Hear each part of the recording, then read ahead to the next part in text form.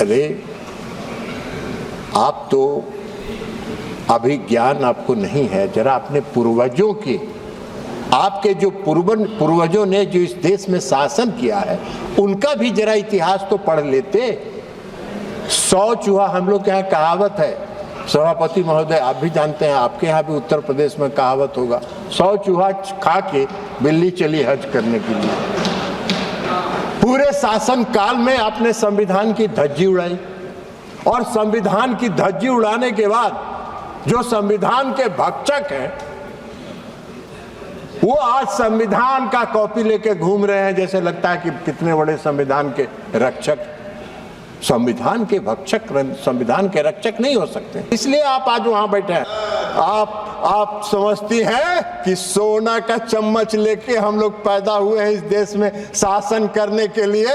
देश की जनता ने कहा कि आप विपक्ष में बैठने के लायक हो, वहीं बैठते रहो, वहीं आनंद करते रहो। मोदी जी तीसरी बार आए हैं, चौथी बार आएंगे, आपका नामो निशान कुछ दिन में समाप्त हो जाएगा। कांग्रेस और उसके साथियों ने अपने राज्य में ऐसे ऐसे कांड किए हुए हैं जिनके किस्से आज भी सुनिएगा ना तो लगता है कि ये लोग कैसे संविधान की बात करते हैं। बॉस, संविधान के नाम पर पूरा इंडी गठबंधन लगा पड़ा है कि मोदी संविधान को खत्म कर रहे हैं। इस फेक नैरेटिव को बनाने में प्रियंका वाड्रा के साथ साथ आज अखिलेश यादव भी जुट गए। प्रियंका वाड्रा ने बीजेपी की वॉशिंग मशीन का जिक्र किया तो अखिलेश कहने लगे कि जो नेता इधर से उधर गए वो लौट आए तो मोदी सरकार गिर जाएगी। सुनिए प्रियंका वाड्रा और अखिलेश यादव ने क्या कहा। पूरी देश की जनता जानती है कि इनका हंसती है, जानती है कि इनके यहाँ तो वॉशिंग मशीन है।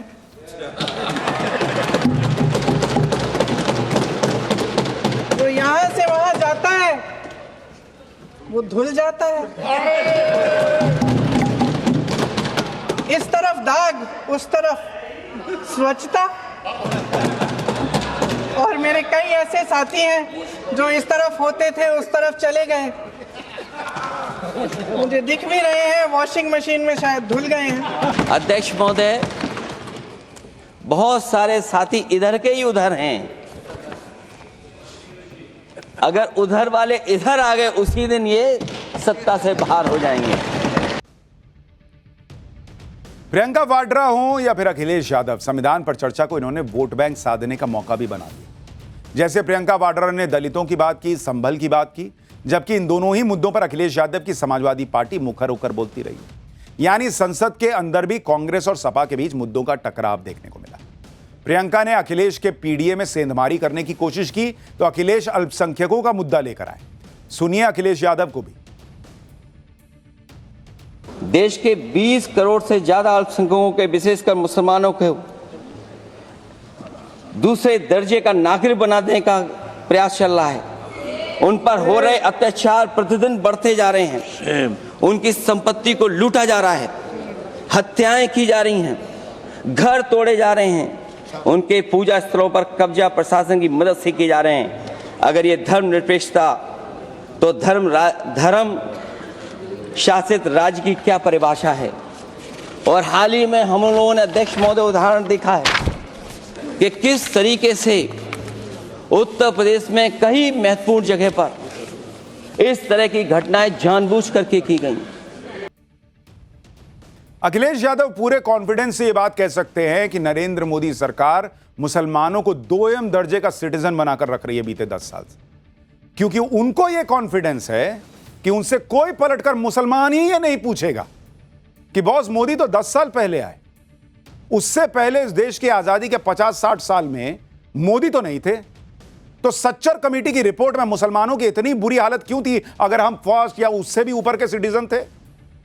मुसलमान की जो साक्षरता दर है वो इतनी नीचे क्यों है अगर सेकंड दर्जे का सिटीजन आप लोगों ने बना के नहीं रखा था? मुसलमान आज भी इतना गरीब क्यों है अगर वो सेकंड क्लास का सिटीजन मोदी राज में बना और उसके पहले राजा बना के घुमा रहे थे आप लोग? मुसलमान बड़ी संख्या में अपराध में शामिल क्यों हो जाता है, जेल क्यों जाता है, दूसरी तकलीफें क्यों झेलता है अगर वो सेकंड क्लास का सिटीजन पिछले 10 साल में बना है? तो इनको कॉन्फिडेंस है कि हमको बस जाकर इफ्तारी साथ में खानी है, उसके बाद हमसे कोई ये सब नहीं पूछेगा, क्योंकि मुसलमान को बाबू सोना पसंद है। उसको यह पसंद नहीं आता कि कोई ये कहे कि भैया तुम्हारा बेटा पत्थर क्यों चला रहा है, उसको इंजीनियर बनाओ ना। अखिलेश यादव संभल की बात कर रहे थे, वो ये बताना भूल गए कि संभल में पत्थरबाजों ने किया क्या, दंगाइयों ने किया क्या, सर्वे करने टीम गई तो उसके साथ क्या हुआ, फिर संभल में उनके अपने सांसद का रोल क्या था। संभल हिंसा में सपा सांसद बर्क का नाम है, उन पर हिंसा भड़काने के आरोप लगे हुए।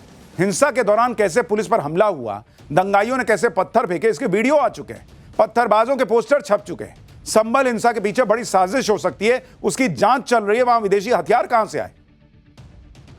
लेकिन इन लोगों को कॉन्फिडेंस है बॉस कि हम पत्थरबाज का भी साथ देंगे तो मुसलमान खुश रहेगा। वो ये नहीं पूछेगा कि मेरा बच्चा आज भी पत्थर क्यों उठा रहा है। भाई, जब हिंसा के आरोपियों से योगी सरकार सख्ती से निपटने लगती है, नुकसान की भरपाई दंगाइयों से करने की बात करती है, तो अखिलेश यादव की पार्टी को यह सब तानाशाही लगती है। अखिलेश यादव कैसे हिटलर का नाम ले रहे हैं, सुनिए जरा। क्या हम सही अर्थों में लोकतांत्रिक व्यवस्था में जी रहे हैं, जहां सरकार मशीन और सरकारी मशीनरी के जरिए जहां चाहे अपनी सरकार बना लेती है, जनता के मत का कोई अर्थ नहीं रखे हैं, वह लोकतंत्र नहीं कहा जा सकता है। यह व्यवस्था जब तेजी से लोकतंत्र में तानाशाही की तरफ बढ़ रही है, हिटलर ने भी तो जनता द्वारा चुने जाने के बाद संविधान में संशोधन करके तानाशाही कायम कर दी थी। हमारी सरकार भी उसी के समांतर चलने का प्रयास कर रही है। अध्यक्ष महोदय, हर मस्जिद के नीचे मंदिर खोजने वाले तत्व इस देश को शांति से रखना ही नहीं चाहते हैं।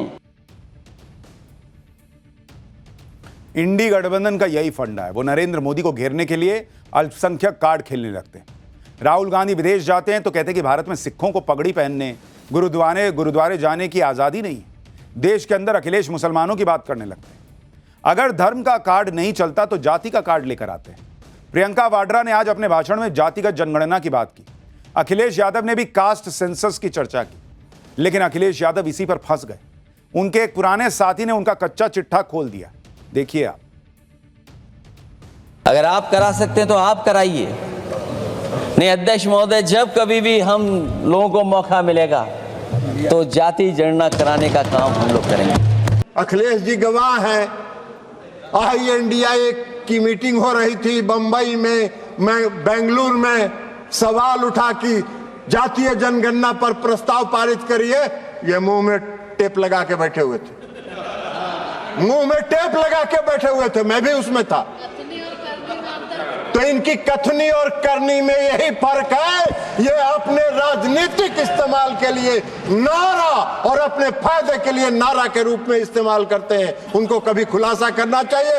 हम चुनौती देते हैं, ये प्रस्ताव आया, मुंह में पट्टी बांध के, मुंह में टेप लगा के क्यों खड़े थे, यह आपको बताना चाहिए। मुंह में टेप तो छोड़िए बॉस, अखिलेश यादव को तो यह भी बताना चाहिए कि अगर वो कास्ट सेंसस को लेके इतने कॉन्फिडेंट हैं, इतना उसके लिए पॉजिटिव हैं कि हम आएंगे तो कराएंगे, तो वो अपने ही साथी कांग्रेस से जो इंडिया अलायंस का पार्ट है उससे क्यों नहीं बोलते, राहुल गांधी को क्यों नहीं बोलते कि कर्नाटक में तो कास्ट सेंसस होके रखा हुआ है बॉस, उसको लागू कीजिए ना। राहुल गांधी कहते हैं ना जिसकी जितनी संख्या बारी उतनी उसकी हिस्सेदारी, कर्नाटक में करके दिखाएं, वहां तो हो रखा है, क्यों नहीं करवाते हैं? ना कांग्रेस कर रही है, ना अखिलेश यादव पूछते हैं कि बॉस क्यों नहीं कर रहे हैं। इंडी गठबंधन के पास नरेंद्र मोदी के खिलाफ कोई मुद्दा नहीं है, इसलिए कभी अडानी की बात करते हैं, कभी संभल के पत्थरबाजों के साथ खड़े होते हैं, कभी जातिगत जनगणना की बात करते हैं, जबकि इन सभी मुद्दों पर ये खुद ही एक्सपोज होते रहते हैं।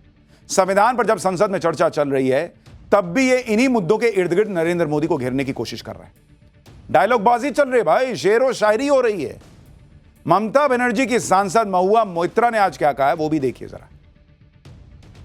मुबारक घड़ी है, कल सच धज कर, मेकअप रच कर, खूब जच कर देखो उसका मंच पर आना, किताब संविधान की आंखों से लगाना और फरमाना, मैं शीश को झुकाकर इस किताब को मन में बसाकर ईश्वर की शपथ लेता हूं। रात ढलने दीजिए, दिल बदलने दीजिए, कल तलक ये बेवफा सितमगरों का बादशाह सब भूल जाएगा, नफरतें उगाएगा, दूरियां बढ़ाएगा, रोज संविधान की धज्जियां उड़ाएगा। मगर जो आज महफिल सजी है यही मानती है कि हीरो वही है मुबारक घड़ी है। शेरो शायरी चल रही है। ये वही महुआ मोइत्रा हैं जो पिछली लोकसभा में बर्खास्त की गई थी, क्योंकि इन पर आरोप था कि इन्होंने लोकसभा में सवाल पूछने का लॉगिन आईडी किसी और को दे दिया था। खुद नियमों की धज्जियां उड़ाने वाले लोग आज शेरो शायरी करके बता रहे हैं कि संविधान की धज्जियां कोई और उड़ा रहा है। संविधान की धज्जियां कैसे उड़ाई गई थी, यह बात उन लोगों से पूछिए जिन्होंने इमरजेंसी का दौर देखा है। आज रक्षा मंत्री राजनाथ सिंह ने संविधान की बात करने वाले ऐसे सभी लोगों के धागे खोल दिए। राजनाथ सिंह ने बताया कि कैसे वो इमरजेंसी में 18 महीने जेल में रहे और जेल में रहते हुए उनकी मां की मृत्यु हो गई, लेकिन उनको अंतिम दर्शन के लिए पैरोल नहीं दिया गया। बॉस, सुनिए राजनाथ सिंह ने क्या बताया, आपके रोंगटे खड़े हो जाएंगे। आप इतिहास देखें, हमने आपातकाल के काले दिनों में भी संविधान के मूल चरित्र को चोट पहुंचाने के हर प्रयास का मजबूती के साथ विरोध किया था। लाखों की संख्या में संविधान के सिपाहियों ने जेल की यातना झेली है। मैं स्वयं इन यातनाओं का भुक्त भोगी हूं। 18 महीने मैं भी जेल रहा हूं। 2 महीने तक हमने तन्हाई काटी है, सॉलिट्यूड सेल काटी है। अध्यक्ष महोदय, जेल में रहते हुए मेरी मां की मृत्यु हो जाने पर मुखाग्नि देने के लिए हमको पैरोल तक नहीं दिया गया। सोचिए बॉस, संविधान की धज्जियां कैसे उड़ती हैं। किसी की मां मर गई, मुखाग्नि देने के लिए पैरोल नहीं दिया गया। लोकसभा में तो आज संविधान पर चर्चा हुई, इसलिए सदन की कार्रवाई आराम से हुई, लेकिन राज्यसभा में इंडी गठबंधन का रवैया नहीं बदला। इंडी गठबंधन ने राज्यसभा के चेयरमैन जगदीप धनखड़ के खिलाफ अविश्वास प्रस्ताव लाने का फैसला किया और इसका नोटिस भी दिया है। इसी मुद्दे पर आज नेता विपक्ष मल्लिकार्जुन खड़गे और राज्यसभा चेयरमैन जगदीप धनखड़ के बीच जोरदार बहस हुई। उपराष्ट्रपति जगदीप धनखड़ ने साफ कर दिया कि वो विपक्ष के इस तरह के हमलों से डरने वाले नहीं हैं। आप देखिए जगदीप धनखड़ और मल्लिकार्जुन खड़गे के बीच आज कैसी तीखी बहस हुई। मानकर चलिए, किसान का बेटा हूं, कमजोरी नहीं दिखाऊंगा, देश के लिए मर जाऊंगा, मिट जाऊंगा। आप लोग चिंतन नहीं करेंगे। 24 घंटे एक ही काम है कि किसान का बेटा यहां क्यों बैठा है। मैं आंखों से देख रहा हूं, पीड़ा महसूस कर रहा हूं। मेहरबानी कर दिल टटोलिए, मेहरबानी कर कुछ सोचिए। मैंने इज्जत देने में कोई कमी नहीं रखी है, मैंने बहुत बर्दाश्त किया है। अरे साहब, बोलिए, आप अगर किसान हैं तो मैं किसान मजदूर का बेटा हूं। मैं खुद तुमसे भी ज्यादा हमारे लिए छड़ते हैं। इतना कष्ट थोड़ा सा दिल टटोलिए। आपसे भी ज्यादा मैं सहना हूं। आपने बड़े आप तो नोट मशीन से गिनते थे, मेरा बाप मेहनत करके ला। उनको बिठाओ, मेरी बात बोलता हूं। क्यों माननीय सदस्य, आपके तारीफ सुनने के लिए हम नहीं आए साहब, आपकी तारीफ सुनने के लिए नहीं आए। राज्यसभा चेयरमैन और नेता विपक्ष के बीच ऐसी तीखी बहस पहली बार देखी गई। राज्यसभा चेयरमैन ने तो इंडी गठबंधन के टारगेट पर वो है ही, उनके खिलाफ अविश्वास प्रस्ताव का नोटिस भी दिया गया था, लेकिन राज्यसभा चेयरमैन को हटाने के नोटिस के 14 दिन बाद ही प्रस्ताव लाया जा सकता है, जबकि संसद का सत्र 20 तारीख को खत्म हो रहा है। इसका मतलब यह है कि राज्यसभा के चेयरमैन को हटाने के प्रस्ताव का कोई मतलब ही नहीं। यह सिर्फ राजनीतिक स्टंटबाजी के लिए हो रहा है, क्योंकि प्रस्ताव आ भी जाएगा तो राज्यसभा में विपक्ष के पास इतने नंबर नहीं है कि वो इसे पास करवा सके, फिर संसद का सत्र ही खत्म हो जाएगा। लेकिन चल रहा है, सब चल रहा है, और इसलिए मुझे लगा कि आपको एक एक चीज विस्तार से दिखानी चाहिए।